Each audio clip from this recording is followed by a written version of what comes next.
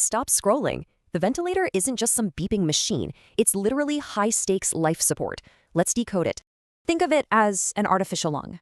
Every single button you press directly changes your patient's survival odds. Here's the golden ICU rule. Oxygen problem, adjust FiO2 or PEEP. CO2 problem, tweak the rate or volume. Let's break that down. FiO2 is basically just how rich your patient's oxygen supply is. But you rarely want 100%. For most ICU patients, aim for a saturation of 92 to 96. Why? Because blasting maximum oxygen long-term is super dangerous. It causes oxygen toxicity and actually destroys lung tissue. Okay, next is tidal volume. Think of this as the physical size of every single breath delivered.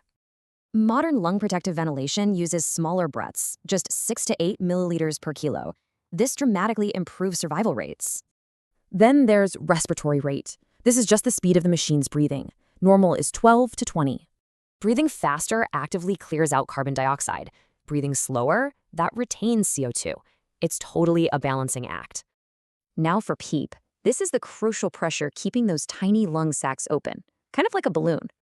But massive caveat here. Too much PEEP can absolutely crash your patient's blood pressure. Monitor this closely. Moving to inspiratory pressure.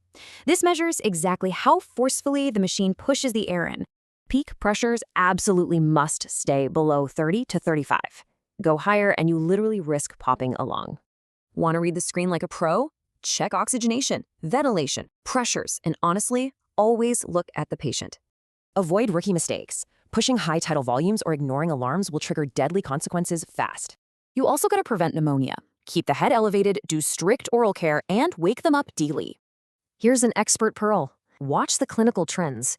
One bad reading is whatever, but progressive deterioration, true emergency. Watch out for dysynchrony. If the patient is fighting the vent with agitation or high pressures, it kills quietly. Also, plateau pressure always matters more than peak pressure. It shows the real stress hitting deep lung tissue. The modern ICU approach? Get them off the vent fast. Real ventilator weaning actually starts on day 1. So here's the ultimate question. Are you treating the actual human in front of you or just fixing numbers?